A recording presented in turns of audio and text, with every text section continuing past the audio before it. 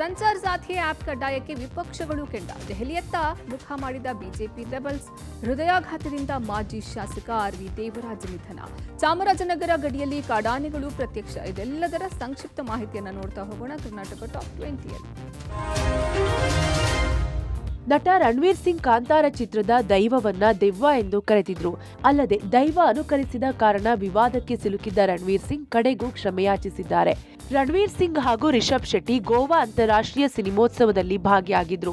ಈ ವೇಳೆ ರಣವೀರ್ ಸಿಂಗ್ ಅವರು ರಿಷಬ್ ನಟನೆಯ ಕಾಂತಾರ ಚಿತ್ರವನ್ನ ಹೊಗಳಿದ್ರು. ದೈವ ಎನ್ನುವ ಬದಲು ದೆವ್ವ ಎಂದು ಅವಮಾನ ಮಾಡಿದ್ರು. ನೆಟ್ಟಿಗರ ತೀವ್ರ ಟೀಕೆಗಳ ನಂತರ ರಣವೀರ್ ಸಿಂಗ್ ಇದೀಗ ತಮ್ಮ ಹೇಳಿಕೆಗಳಿಗೆ ಬೇಷರತ್ ಕ್ಷಮೆಯಾಚಿಸಿದ್ದು, ದೇಶದ ಸಂಸ್ಕೃತಿ ಸಂಪ್ರದಾಯಗಳಿಗೆ ತೀವ್ರ ಗೌರವವಿದೆ ಎಂದು ಸ್ಪಷ್ಟಪಡಿಸಿದ್ದಾರೆ.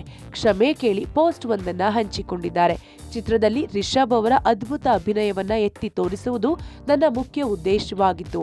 ಆ ದೃಶ್ಯವನ್ನ ಮಾಡಲು ಎಷ್ಟು ಶ್ರಮ ಬೇಕು ಎಂಬುದು ನನಗೆ ತಿಳಿದಿದೆ. ಹೀಗಾಗಿ ಅವರ ಬಗ್ಗೆ ನನಗೆ ಮೆಚ್ಚುಗೆ ಇದೆ ಎಂದಿದ್ದಾರೆ. ನಮ್ಮ ದೇಶದ ಪ್ರತಿಯೊಂದು ಸಂಸ್ಕೃತಿ, ಸಂಪ್ರದಾಯ ಮತ್ತು ನಂಬಿಕೆಯನ್ನ ನಾನು ಯಾವಾಗಲೂ ಆಳವಾಗಿ ಗೌರವಿಸುತ್ತೇನೆ. ನಾನು ಯಾರದ್ದಾದ್ರೂ ಭಾವನೆಗಳಿಗೆ ನೋವುಂಟು ಮಾಡಿದ್ರೆ ನಾನು ಪ್ರಾಮಾಣಿಕವಾಗಿ ಕ್ಷಮೆಯಾಚಿಸುತ್ತೇನೆ ಎಂದು ರಣವೀರ್ ಬರೆದುಕೊಂಡಿದ್ದಾರೆ. ಸ್ಮಾರ್ಟ್ ಮೀಟರ್ ಟೆಂಡರ್ ಹಗರಣ ಆರೋಪಕ್ಕೆ ಸಂಬಂಧಿಸಿದಂತೆ ಸಚಿವ ಕೆಜೆ ಜಾರ್ಜ್ಗೆ ಬಿಗ್ ರಿಲೀಫ್ ಸಿಕ್ಕಿದೆ. ಅಲ್ಲದೆ ಕೆಲ ಪ್ರಮುಖರ ವಿರುದ್ಧ ದಾಖಲಾಗಿದ್ದ ಖಾಸಗಿ ದೂರುಗಳನ್ನು ಕರ್ನಾಟಕ ಹೈಕೋರ್ಟ್ ರದ್ದುಪಡಿಸಿದೆ.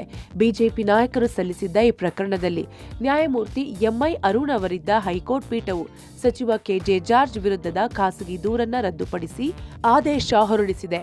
ಜಾರ್ಜ್ ಅವರ ಜೊತೆಗೆ ಇಂಧನ ಇಲಾಖೆಯ ಗೌರವ್ ಗುಪ್ತಾ, ಬೆಸ್ಕಾಂನ ಮಹಂತೇಶ್ ಬೀಳಗಿ ಹಾಗೂ ಎಚ್.ಜೆ. ರಮೇಶ್ ವಿರುದ್ಧದ ಪ್ರಕರಣಗಳನ್ನು ಹೈಕೋರ್ಟ್ ರದ್ದುಪಡಿಸಿದೆ. ಸ್ಮಾರ್ಟ್ ಮೀಟರ್ ವಿಚಾರದಲ್ಲಿ ಭ್ರಷ್ಟಾಚಾರ ನಡೆದಿದೆ ಎಂದು ಇಂಧನ ಇಲಾಖೆ ವಿರುದ್ಧ ಈ ಹಿಂದೆ ಬಿಜೆಪಿ ಸಮರ ಸಾರಿತ್ತು.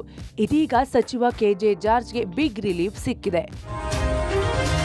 ಭಾರತದಲ್ಲಿ ಮಾರಾಟವಾಗುವ ಸ್ವದೇಶಿ ನಿರ್ಮಿತ ಅಥವಾ ವಿದೇಶಗಳಿಂದ ಆಮದು ಮಾಡಿಕೊಳ್ಳುವ ಯಾವುದೇ ಮೊಬೈಲ್ ಫೋನ್ಗಳಲ್ಲಿ ಸೈಬರ್ ಭದ್ರತಾ ಅಪ್ಲಿಕೇಶನ್ ಸಂಚಾರ್ ಸಾಥಿ ಆಪ್ ಕಡ್ಡಾಯಗೊಳಿಸಿ ಕೇಂದ್ರ ದೂರಸಂಪರ್ಕ ಇಲಾಖೆ ಹ್ಯಾಂಡ್ಸೆಟ್ ತಯಾರಿಕೆಗೆ ಸೂಚಿಸಿದೆ. ಈ ಸಂಬಂಧ ಮೊಬೈಲ್ ಕಂಪನಿಗಳಿಗೆ 90 ದಿನಗಳ ಗಡುವು ನೀಡಿದೆ. ಅನ್ಇನ್ಸ್ಟಾಲ್ ಮಾಡಲು ಆಯ್ಕೆ ನೀಡಬಾರದು. ಈಗಾಗಲೇ ಬಳಕೆಯಲ್ಲಿರುವ ಮೊಬೈಲ್ಗಳಿಗೆ ಸಾಫ್ಟ್ವೇರ್ ಅಪ್ಡೇಟ್ ನೀಡುವಾಗ ಈ ಆಪ್ ಲಭ್ಯವಾಗುವಂತೆ ಮಾಡಬೇಕು ಅಂತ ಆದೇಶಿಸಿದೆ. ಸರ್ಕಾರದ ಆದೇಶವನ್ನು ವಿಪಕ್ಷಗಳು ತೀವ್ರವಾಗಿ ಖಂಡಿಸಿವೆ.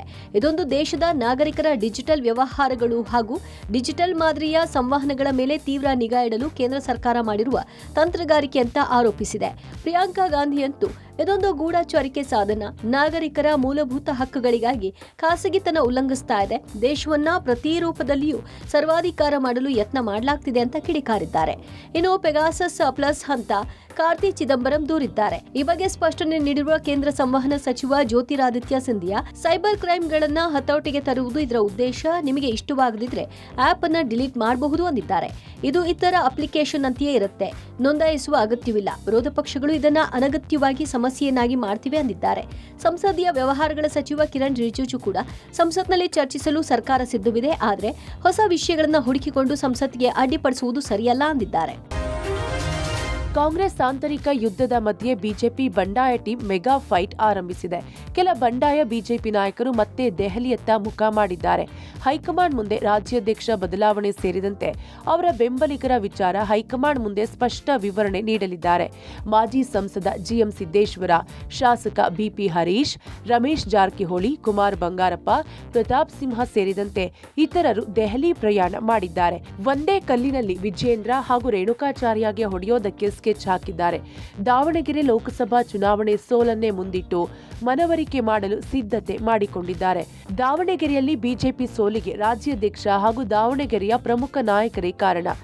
ಎಂಪಿ ರೇಣುಕಾಚಾರ್ಯ ಹಾಗೂ ಇತರರ ಪಕ್ಷ ವಿರೋಧಿ ಚಟುವಟಿಕೆಯಿಂದ ಪಕ್ಷಕ್ಕೆ ನಷ್ಟವಾಗಿದೆ. ಇದೇ ವಿಚಾರಕ್ಕೆ ಸಂಬಂಧಿಸಿದಂತೆ ಸಾಕ್ಷ್ಯ ಮತ್ತು ದಾಖಲೆ ನೀಡಿ ಮನವರಿಕೆ ಮಾಡಲಿದ್ದಾರೆ ಎನ್ನಲಾಗಿದೆ. ಇತ್ತ ರಾಜ್ಯಾಧ್ಯಕ್ಷ ಬದಲಾವಣೆ ಕನಸಿನ ಮಾತು ಎಂದು ರೇಣುಕಾಚಾರ್ಯ ಕೌಂಟರ್ ಕೊಟ್ಟಿದ್ದಾರೆ. ಅಲ್ಲದೆ ದೆಹಲಿಯಲ್ಲಿ ಚಳಿ ಹೆಚ್ಚಿದೆ, ಆರೋಗ್ಯ ಜಾಗೃತಿ ಎಂದು ರೆಬಲ್ ನಾಯಕರಿಗೆ ಟಾಂಗ್ ನೀಡಿದ್ದಾರೆ. ಚಿಕ್ಕಪೇಟೆ ಕ್ಷೇತ್ರದ ಮಾಜಿ ಶಾಸಕ ಹಿರಿಯ ಕಾಂಗ್ರೆಸ್ ನಾಯಕ ಆರ್.ವಿ. ದೇವರಾಜ್ ಹೃದಯಾಘಾತದಿಂದ ನಿಧನರಾಗಿದ್ದಾರೆ. ನಾಳೆ ದೇವರಾಜ್ ಅವರ ಹುಟ್ಟುಹಬ್ಬ ಇತ್ತು. ಹುಟ್ಟುಹಬ್ಬ ಆಚರಣೆಗೂ ಮೊದಲು ಅವರು ಚಾಮುಂಡಿ ತಾಯಿಯ ದರ್ಶನಕ್ಕೆ ಅಂತ ನಿನ್ನೆ ಮೈಸೂರಿಗೆ ಕಾರಿನಲ್ಲಿ ಪ್ರಯಾಣಿಸ್ತಾ ಇದ್ರು. ಕಾರಿನಲ್ಲಿ ಪ್ರಯಾಣಿಸುತ್ತಿದ್ದಾಗಲೇ ಅವರಿಗೆ ಹೃದಯಾಘಾತವಾಗಿದ್ದು ಕೂಡಲೇ ಅವರನ್ನು ಮೈಸೂರಿನ ಅಪೋಲೋ ಆಸ್ಪತ್ರೆಗೆ ದಾಖಲಿಸಲಾಯಿತು. ನಂತರ ಹೆಚ್ಚಿನ ಚಿಕಿತ್ಸೆಗೆ ಜಯದೇವ ಆಸ್ಪತ್ರೆಗೆ ದಾಖಲಿಸಲಾಗಿತ್ತು. ಆದರೆ ಚಿಕಿತ್ಸೆ ಫಲಿಸದೆ ಆರ್.ವಿ. ದೇವರಾಜ್ ಕೊನೆಯುಸಿರೆಳೆದಿದ್ದಾರೆ. ನಾಳೆ ಅವರ ಹುಟ್ಟುಹಬ್ಬದ ಹಿನ್ನೆಲೆಯಲ್ಲಿ ಅಂದೇ ಕನಕಪುರದ ಸೋಮನಹಳ್ಳಿಯ ತೋಟದ ಮನೆಯಲ್ಲಿ ಅಂತ್ಯಕ್ರಿಯೆ ನಡೆಸಲು ಕುಟುಂಬಸ್ಥರು ಸಿದ್ಧತೆ ನಡೆಸಿದ್ದಾರೆ. ಆರ್.ವಿ. ದೇವರಾಜ್ ಅವರು MLA ಆಗಿದ್ದವರು, MLC ಆಗಿದ್ದವರು. ನಿಧನ ಆಗಿರ್ತಕ್ಕಂಥದ್ದು ಬಹಳ ದುಃಖದ ವಿಚಾರ. ಹೃದಯಾಘಾತಕ್ಕೆ ಒಳಗಾಗಿರ್ತಕ್ಕಂಥದ್ದು ಬಹಳ ನೋವಿನ ಸಂಗತಿ. ದೇವರಾಜು ಅವರು ಒಬ್ಬ ಪಕ್ಷದ ನಿಷ್ಠಾವಂತ ಕಾರ್ಯಕರ್ತ.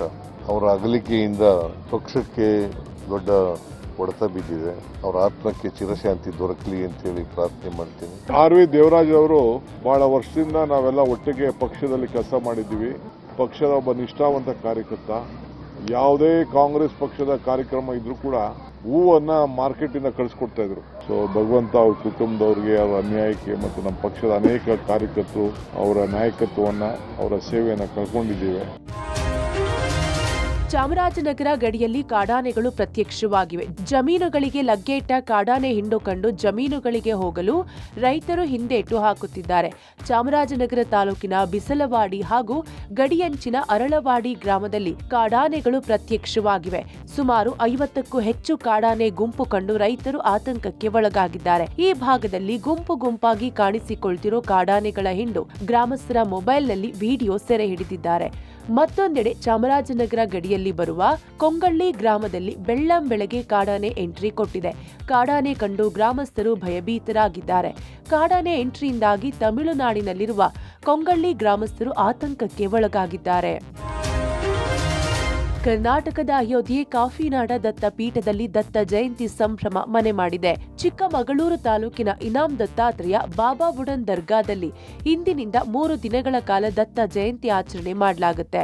ಇಂದು ಅನುಸೂಯ ಜಯಂತಿ ಅಂಗವಾಗಿ ನಗರದಲ್ಲಿ ಸಾವಿರಾರು ಮಹಿಳೆಯರಿಗೆ ಸಂಕೀರ್ತನ ಯಾತ್ರೆ ಮಾಡಲಾಯಿತು. ಮಹಿಳೆಯರು ದತ್ತ ಪೀಠದಲ್ಲಿ ಹೋಮ ಹವನ ನಡೆಸಿ ಅನುಸೂಯ ದೇವಿಯ ದರ್ಶನ ಪಡೆದರು. ಹೀಗಾಗಿ ಜಿಲ್ಲೆಯಾದ್ಯಂತ ಜಿಲ್ಲಾಡಳಿತದಿಂದ ಹೈ ಅಲರ್ಟ್ ಘೋಷಿಸಲಾಗಿದೆ. ಮುಂಜಾಗ್ರತಾ ಕ್ರಮವಾಗಿ ಹೆಚ್ಚಿನ ಸಂಖ್ಯೆಯಲ್ಲಿ ಪೊಲೀಸರ ಬಿಗಿ ಭದ್ರತೆ ನಿಯೋಜನೆ ಮಾಡಲಾಯಿತು. ಅಲ್ಲದೆ ಮುಂಜಾಗ್ರತಾ ಕ್ರಮವಾಗಿ ನಾಳೆಯಿಂದ 2 ದಿನಗಳ ಕಾಲ ಜಿಲ್ಲೆಯಾದ್ಯಂತ ಮದ್ಯ ಮಾರಾಟವನ್ನು ನಿಷೇಧ ಮಾಡಲಾಗಿದೆ. ಈಗಾಗಲೇ 5 ದಿನಗಳ ಕಾಲ ಗಿರಿ ಪ್ರದೇಶಕ್ಕೆ ಪ್ರವಾಸಿಗರನ್ನ ನಿರ್ಬಂಧಗೊಳಿಸಿರುವ ಜಿಲ್ಲಾಡಳಿತ ವಿವಾದಿತ ಇನಾಮ್ ದತ್ತಾತ್ರೇಯ ಬಾಬಾ ಬುಡನ್ ದರ್ಗಾದಲ್ಲಿ ದತ್ತ ಜಯಂತಿ ಸಂಭ್ರಮ ಜೋರಾಗಿದೆ. ಮಂಡ್ಯ ಜಿಲ್ಲೆ ಶ್ರೀರಂಗಪಟ್ಟಣದಲ್ಲಿ ನಾಳೆ ಹನುಮ ಮಾಲಾಧಾರಿಗಳ ಬೃಹತ್ ಸಂಕೀರ್ತನ ಯಾತ್ರೆ ಹಿನ್ನೆಲೆ ಬಿಗಿ ಭದ್ರತೆ ಒದಗಿಸಲಾಗಿದೆ. ಮುನ್ನೆಚ್ಚರಿಕೆ ಕ್ರಮವಾಗಿ ಪೊಲೀಸರಿಂದ ಪಟ್ಟಣದಲ್ಲಿ ಹೈ ಅಲರ್ಟ್ ಘೋಷಣೆ ಮಾಡಲಾಗಿದ್ದು ಸಿಸಿ ಕ್ಯಾಮೆರಾಗಳ ಹದ್ದಿನ ಕಣ್ಣಿಟ್ಟಿದೆ. ಸಂಕೀರ್ತನ ಯಾತ್ರೆ ಮಾರ್ಗದುದ್ದಕ್ಕೂ 100ಕ್ಕೂ ಹೆಚ್ಚು ಸಿಸಿ ಕ್ಯಾಮೆರಾ ಅಳವಡಿಕೆ ಮಾಡಲಾಗಿದೆ. ಮಾಲಾಧಾರಿಗಳ ಮೆರವಣಿಗೆ ಸಾಗುವ ಮಾರ್ಗದುದ್ದಕ್ಕೂ ಪೊಲೀಸರ ಬಿಗಿ ಭದ್ರತೆ ಮಾಡಲಾಗಿದೆ. ಈಗಾಗಲೇ ಪಟ್ಟಣದಲ್ಲಿ 2 ಸಮುದಾಯ ಜನರ ನಡುವೆ ಪೊಲೀಸರು ಶಾಂತಿ ಸೌಹಾರ್ದ ಸಭೆ ನಡೆಸಿದ್ದಾರೆ. ಪಟ್ಟಣದಲ್ಲಿರುವ ಟಿಪ್ಪುವಿನ ಜಾಮಿಯಾ ಮಸೀದಿಗೆ ಬ್ಯಾರಿಕೇಡ್ ಹಾಕಿ ಡಿಆರ್ ತುಕಡಿ ಸೇರಿ ಭದ್ರತೆ ನಿಯೋಜಿಸಲಾಗಿದೆ. ಟಿಪ್ಪುವಿನ ಕಾಲದಲ್ಲಿ ಹನುಮ ದೇವಾಲಯವನ್ನ ಕೆಡವಿ ಆ ಜಾಗದಲ್ಲಿ ಮಸೀದಿ ನಿರ್ಮಾಣ ಮಾಡಿದ ಆರೋಪ ಇದೆ. ಇದೇ ಕಾರಣಕ್ಕಾಗಿ ಪಟ್ಟಣದಲ್ಲಿ ಹನುಮನ ಹೆಸರಲ್ಲಿ ಭಕ್ತರು ಹೋರಾಟ ಮಾಡ್ತಿದ್ದಾರೆ. ಇನ್ನು ಸಂಕೀರ್ತನ ಯಾತ್ರೆ ಹಿನ್ನೆಲೆ ಪಟ್ಟಣದಲ್ಲಿ ಕೇಸರಿ ಬಂಟಿಂಗ್ಸ್, ಭಗವಧ್ವಜ ಫ್ಲೆಕ್ಸ್ ರಾರಾಜಿಸುತ್ತಿವೆ. ದಿತ್ವ ಸೈಕ್ಲೋನ್ ಎಫೆಕ್ಟ್ನಿಂದ ಬಿಸಿಲನಾಡು ರಾಯಚೂರು ಮಲೆನಾಡಿನಂತಾಗಿದೆ. ವಾಡಿಕೆಗಿಂತ ಮುಂಚಿತವಾಗಿ ಆರಂಭವಾಗಿರುವ ಚಳಿಗೆ ಬಿಸಿಲೂರಿನ ಜನ ತತ್ತರಿಸಿದ್ದಾರೆ. ಬೆಳಿಗ್ಗೆ ಬೇಗ ಎದ್ದು ವಾಕಿಂಗ್ ಹೋಗ್ತಿದ್ದ ಜನ ಬಿಸಿಲಿಗಾಗಿ ಕಾಯುತ್ತಿದ್ದಾರೆ. ರಸ್ತೆಗಳಲ್ಲಿ ಅಲ್ಲಲ್ಲಿ ಬೆಂಕಿ ಹಾಕಿ ಚಳಿ ಕಾಯಿಸಿಕೊಳ್ತಿದ್ದಾರೆ. ಬೆಳಿಗ್ಗೆ 8 ಗಂಟೆ ಆದ್ರೂ ಸ್ವೆಟರ್, ಕ್ಯಾಪ್ ಹಾಕಿಕೊಂಡು ಜನ ಓಡಾಡುತ್ತಿದ್ದಾರೆ. ಉಸಿರಾಟ ತೊಂದರೆ, ಅಲರ್ಜಿ, ಅಸ್ತಮ ಇರುವವರಿಗೆ ಚಳಿಯಲ್ಲಿ ಓಡಾಡದಂತೆ ವೈದ್ಯರು ಎಚ್ಚರಿಕೆ ನೀಡುತ್ತಿದ್ದಾರೆ. ಅತಿ ಚಳಿಯಲ್ಲಿ ವಾಕಿಂಗ್ ಮಾಡುವುದರಿಂದ ರಕ್ತದೊತ್ತಡ ಹೆಚ್ಚಳ, ಹೃದಯಾಘಾತವಾಗುವ ಸಾಧ್ಯತೆಗಳು ಇರುವುದರಿಂದ ಆದಷ್ಟು ಬೆಚ್ಚಗಿರಲು ಸೂಚಿಸಿದ್ದಾರೆ. ಕನಿಷ್ಠ ತಾಪಮಾನದಲ್ಲಿ ಇಳಿಕೆಯಾಗಿರುವುದರಿಂದ ಚಳಿಯೂ ಹೆಚ್ಚಾಗಿದ್ದು ಜನ ತತ್ತರಿಸುತ್ತಿದ್ದಾರೆ.